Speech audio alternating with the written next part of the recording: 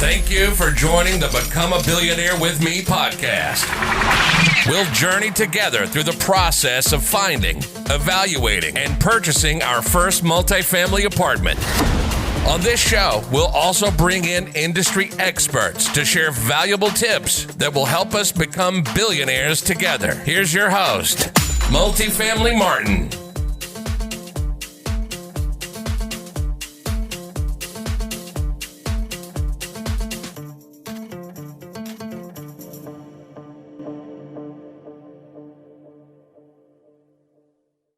Welcome, everybody, and thank you for joining the Become a Billionaire with Me podcast. Our guest today was an American Idol contestant, has 3 albums, been featured on Jimmy Kimmel, Ellen DeGeneres, Saturday Night Live, and so much more. He's also done a duet with Ricky Martin. Ladies and gentlemen, please welcome Williamhung to the show. William, how's it going? Hey, I'm feeling amazing today. That's awesome, man. And yeah, I'm a little bit starstruck, just to let you know. Our family loves your music, and when they heard that you'd be on the podcast, everyone was super excited, and we were just playing your albums on YouTube on repeat, man. Yeah, it was great. Yeah. Thanks. Yeah. Awesome. Well, let's talk about a little bit about your journey. Let's how did your journey begin? Let's start off from the beginning. Well, I started singing karaoke with my parents since I was 10 years old in Hong Kong. Wow. Then when I went to college to study at UC Berkeley for civil engineering, I thought that was going to be my dream. But it didn't turn out that way. I just didn't feel the passion and the drive for it. Yeah. So I knew that something had to change. Yeah. So one day, I saw this poster for a talent show at Clark Kerr dormitories. I figured, okay, let's go for it. Why not? There's nothing to lose. So I started watching and studying music videos from Ricky Martin's She Bangs. Yeah, and I had no expectations, but I won. I actually won a DVD player. That's awesome. Yeah, so that's how I got the confidence to audition for American Idol. Mm-hmm. Wow, that's really awesome. Yeah, and back then, was it like 2002, 2003? Yeah, DVD 2003, yeah. Yeah, 2003. DVD players were very valuable back then. Yeah. That's awesome, man. That's great. Now, from there, that gave you the confidence to apply to be a contestant on American Idol. And we all pretty much know how you did. But that also gave you a lot of exposure. How did you find strength and courage to recover from American Idol? Well, I think it's because of my mindset. I just thought that there's nothing wrong to try, and if it doesn't work out, it's not a big deal. And that's the mindset I had throughout. I didn't expect anything from American Idol. I just thought that I would become a normal student again. I go finish school, nothing will happen, because that's what normally happens for most people that don't make it to Hollywood. Yeah, right. But somehow my audition went viral and everything just changed. Yeah, that's true. Yeah, it's all about mindset. People in the real estate investing field, a lot of people push the importance of mindset. A lot of the real estate investing success comes from what's in between your ears. It's all about what you can see in a real estate deal. And yeah, mindset is just very important. I think you're a master at that, and you've definitely mastered, the power of mindset, which is awesome. What drives you? What drives me? Well, that changed throughout the years. It's more like it's always evolving. Mm-hmm. Because back then I just wanted to explore something different. Yeah. Besides the studying engineering. Yeah. But now I would say what drives me is I just want to see more people discover and leverage their true talent and live a life that they are happy with. And when I say true talent, it's not always what the society tells you. because growing up as a Chinese immigrant, what my parents told me and what the society told me is that I need to be an engineer, lawyer, and doctor, nothing else. Yeah. Yeah. That's true. That's true. Um, how does someone, who has failed, how do they find the motivation, after failing to continue? I think getting clear about the impact that you want to make, and then the life that you want to create will make the process a little bit easier to get back up, because no matter what you do, you will experience failures and frustrations. It doesn't matter if it's real estate, stock investing, speaking, anything in life. Not because you're not going to have a perfect smooth ride. There's going to be peaks and valleys. Yeah, yeah. That's definitely true. It's about continuing to work towards your goal, right? And not giving up, because yeah, you're right. You'll see failures in everything, anything that you do, and I think you're definitely an example of being able to come back up and ride that and use that success to really get the most out of life. That's awesome. So how does someone become resilient?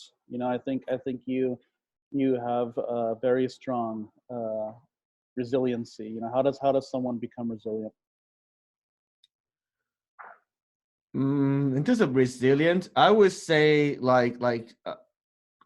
I would say somehow you have to find a balance between creating the life you want Hmm. and then finding the best way to help other people. Yeah. To me, the biggest one of the biggest lessons I feel I learned from my journey is to avoid comparing yourself with others. And what I mean by that is it's definitely good to learn from other people that are more successful, because that's how we grow. But it's also easy to get to a point where you always feel like you're not enough. You're Hmm. comparing to the people that are way above you. Yeah. And maybe that's not what you need in order to have a happy life. As long as you make enough money to put a roof over your head and enjoy leisure, enjoy activities like leisure or whatever you want to do, maybe you don't need to be the top, billionaire in the world. Yeah. Yeah. Yeah, that's true. That's definitely true. Personally, I definitely compare myself to other real estate investors, people who own 2,000, 10,000 doors or 10,000 houses, and sometimes, yeah, it can become a little hard. But I definitely try to use those as goals that I personally try to achieve. That's awesome. I know that you do speaking arrangements as well. A lot of about being in real estate is about negotiating and speaking. What are some keys to becoming a great speaker?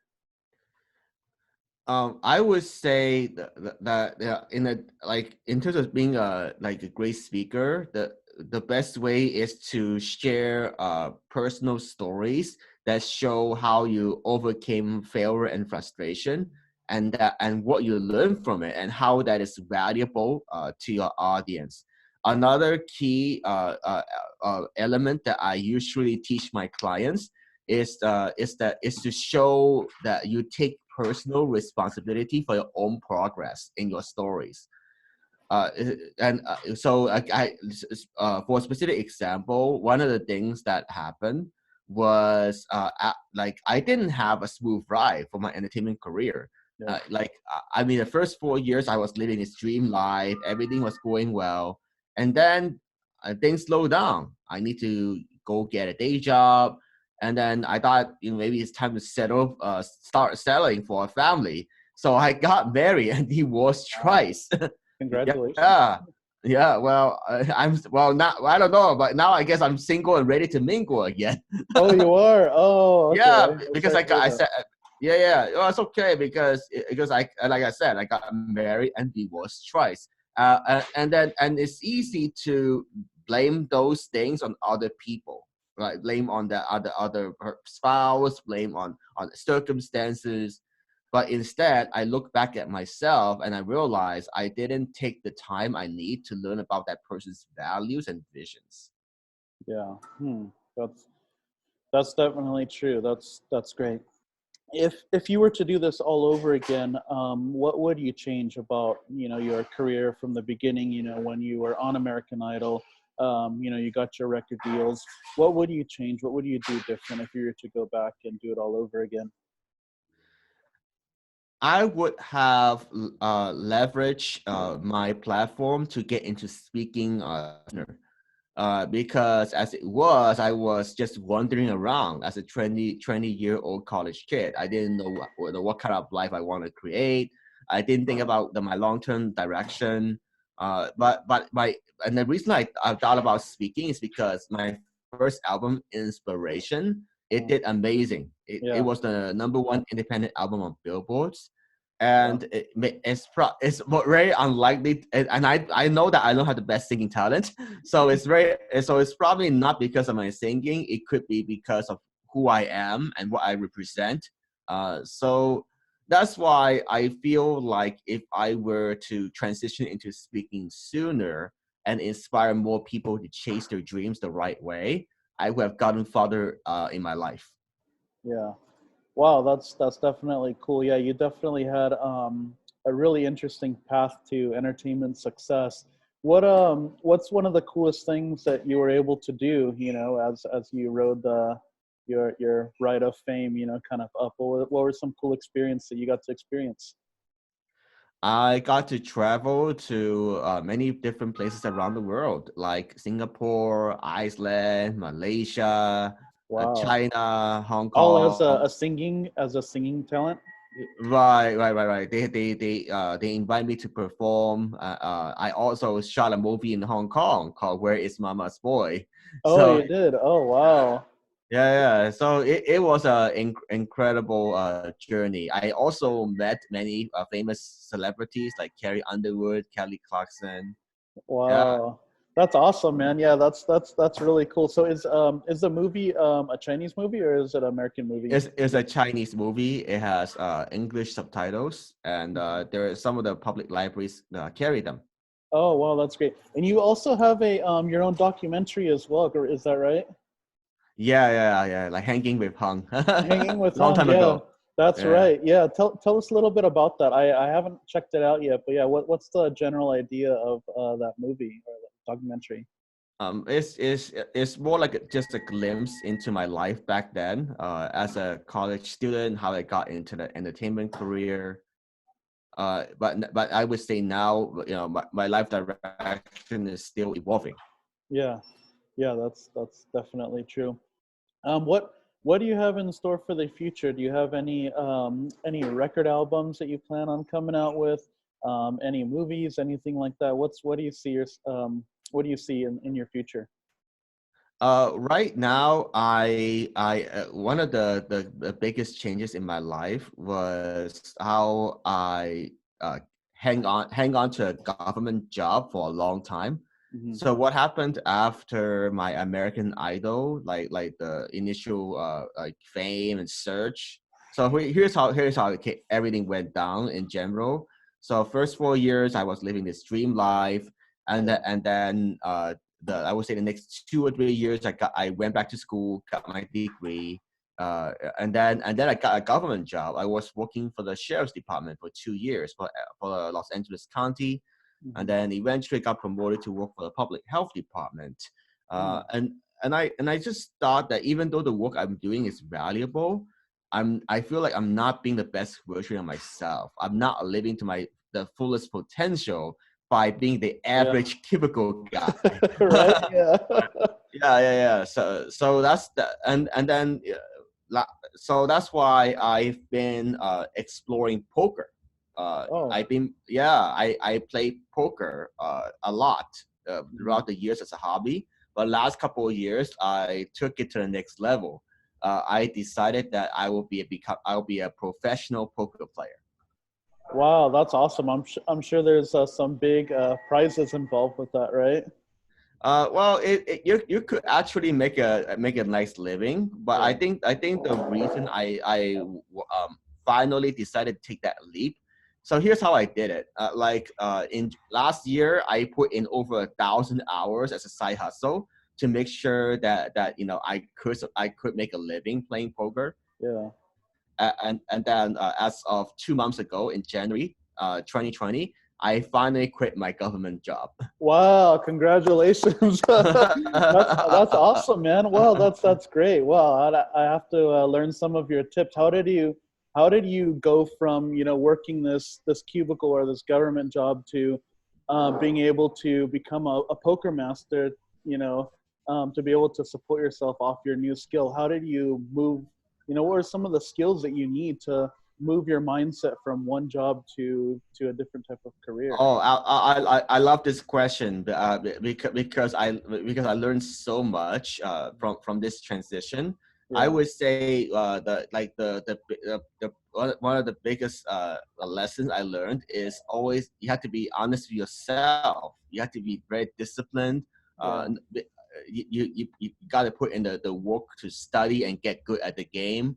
Yeah. It's just like anything else in life. There's nothing easy out there. Yeah. So yeah, I think the other huge benefit for this transition is poker is a very intense mental game.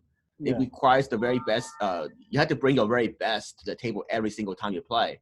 Yeah. And what that means is that I had to change my diet, I had to change my exercise, and I had to improve my sleep routines. Okay. Wow, that's cool. Yeah, I think that's definitely an awesome skill. Being able to switch from one career to kind of like a goal and a dream that you've set. I know a lot of our listeners are probably working a W-2 job. Trying to do this side hustle of real estate investing on the side, and it really does Yeah. take a strong mindset to be able to switch your mindset. From being comfortable with the W-2 to really chasing your passion and seeing success with that. That's really awesome, man. That's amazing. And congrats for leaving your government job, man. Thank you. Yeah, I see a lot of similarities. Because I do see my long term. Because they asked me about the long term life direction. I Yeah. see myself becoming as some kind of serial entrepreneur. Investing in multiple projects, different things. Personally, my parents and I invest in 3 different condos in the Los Angeles area. Wow, We that's own great. 3 different condos. Yeah. So yeah, it's the same. It's similar idea because when you invest in playing a hand in life, you have to make the right choices. But Yeah. sometimes there's luck. Sometimes there's other factors that's beyond your control, and Yeah. you might not get the result you like. Yeah. So then you have to go back to the drawing board and like, oh my God, what went wrong? Yeah.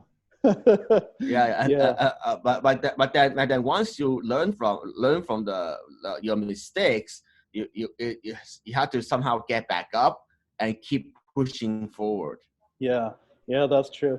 Wow, I continue to be amazed at you as a person and how well-rounded you are, man. Like, as I've been reading up on you, trying to learn a little bit more about you before this podcast, there's just so many things that you've accomplished, American Idol, your albums, all these shows that you've been on. And, come to find out you and your family, you guys are actually real estate investors. That's so awesome, man. I think you have such an amazing personality, really you're able to focus on what you want and really, really succeed at that. I think that's such an amazing skill. That's great. What else is there? What else is there something that maybe the general public might not know about you? Yeah, absolutely. So another thing that I'm working on creating is I already started doing it. Is an online coaching program Okay. to help people find the right stories to share with the world, like the inspiring personal stories I mentioned. I'm very grateful that one of my clients, she got accepted to do a TEDx talk in San Diego in Wow. May. Yeah, That's great. and yeah. So it's about like I want more people to take ownership of their own for their unique talent and then articulate that, communicate that with the world. That's what I want to help people with. That's great. Yeah, and life is definitely about giving back, right? The more you give, the more you receive. And Yeah. yeah, it's amazing how that works. So tell us a little bit more about your coaching program. Is it like weekly things? Is it monthly things? How do you work with your students? I generally do like a weekly calls, and then I give them like a homework in between. Mhm. So but it depends on what that person needs because I like because for the client that's preparing a TED talk, she already has a lot on her plate because the organizer has very high expectations of her. Yeah, So she has to join their group coaching calls. There are things that she has to submit in advance, marketing materials and whatnot. yeah, So yeah, I don't want to put too much on her. So it doesn't have to be weekly. yeah, I think at the end of the day, it's not about I mean, in general, it's like more like weekly to always stay updated with each other, help each other. But it's more like the way I look at it is getting the right result for your client. The yeah, right result for one of my clients is getting her accepted for a TED talk. The right result for another one of my clients would be preparing her to speak at a major engineering conference. Oh wow, that's awesome. And you're a master at that, right? Isn't your undergrad in civil engineering? I actually did not graduate with my engineering Oh, degree. okay. I pivoted to getting my bachelor's degree in math and master's in business. Wow, so you have your MBA from Berkeley as well, huh? My MBA came from Marist College in New York. It was an online program. Oh, okay, great. That's awesome. That's cool. And one thing I forgot to mention, you actually recently came out with a book. Is that correct? Yeah, it's called Champion by Choice. That's great. And what do you what's the general gist of the book? Yeah, I have a copy. Hang on. Oh yeah, yeah.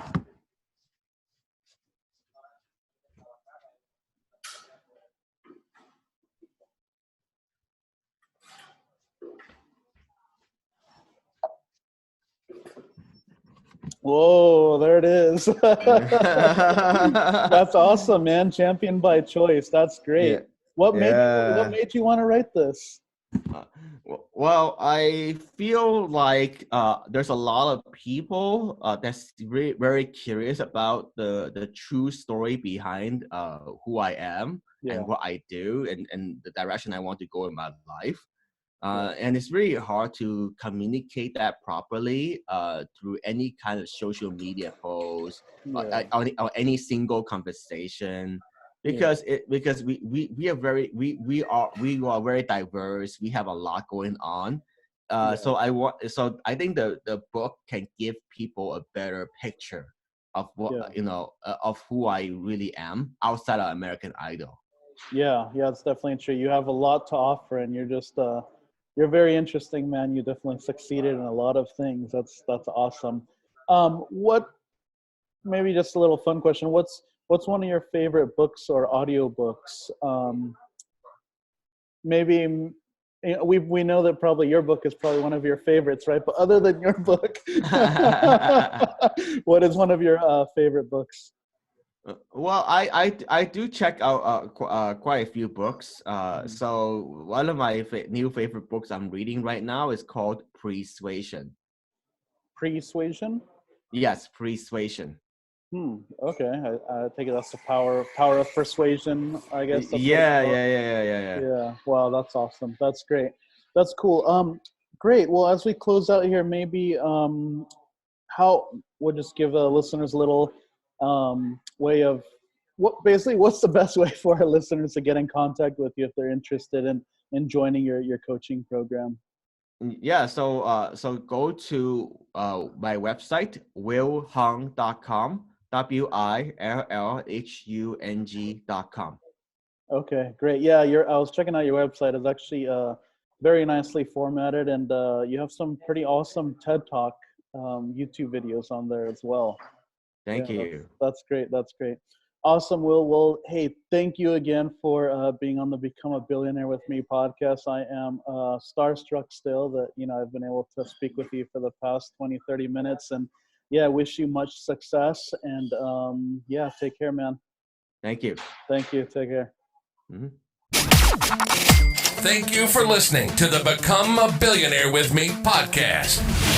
If you liked what you heard, please help by giving us a 5-star review on iTunes. If you have any suggestions, please feel free to make a comment in the comment section. Let's become billionaires together.